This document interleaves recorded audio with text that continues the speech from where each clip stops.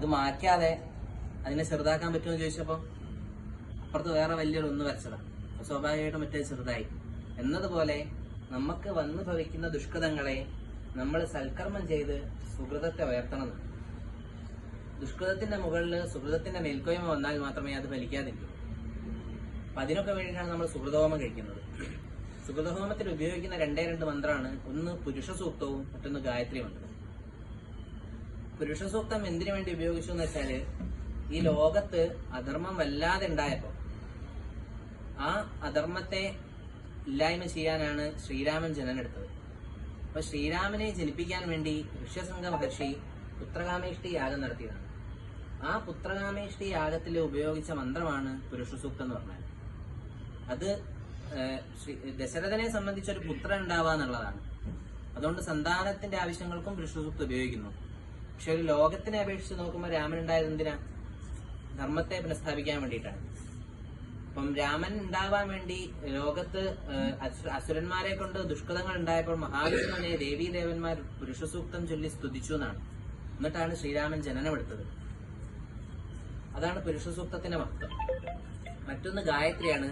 ഗായത്രി മന്ത്രം എന്ന് പറഞ്ഞാൽ ഗായത്രി ദേവിക്ക് വേണ്ടി സൂര്യനോടുള്ള പ്രാർത്ഥനയാണ്. അതായത് അതിന്റെ മന്ത്രത്തിന്റെ ഒരു ചുരുക്ക അർത്ഥം എന്ന് പറഞ്ഞാൽ, നമ്മുടെ ബുദ്ധിയെ പ്രചോദിപ്പിക്കണേ എന്നാണ് സൂര്യനോട് പറയുന്നത്. എന്റെ ബുദ്ധിയെ പ്രചോദിപ്പിക്കണേ.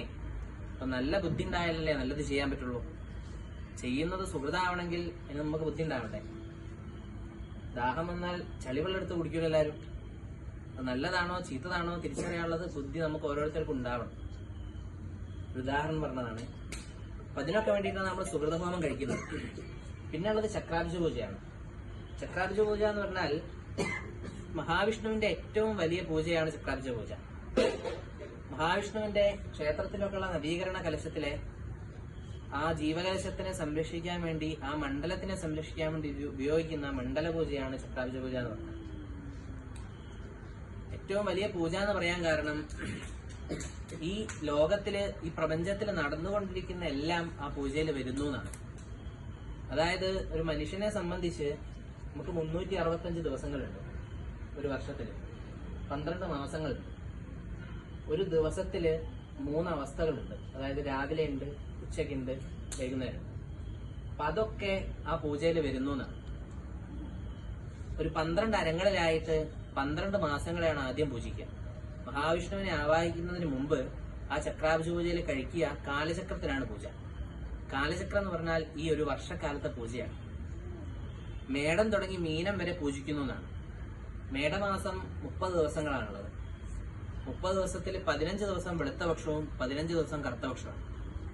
അപ്പം 15 ദിവസം വെളുത്ത പക്ഷത്തിലെ പ്രഥമ തുടങ്ങി പൗർണമി വരെയും, കറുത്ത പക്ഷത്തിലെ പ്രഥമ തുടങ്ങി അമാവാസി വരെയാകുമ്പോൾ ഒരു മാസത്തെ പൂജയായി.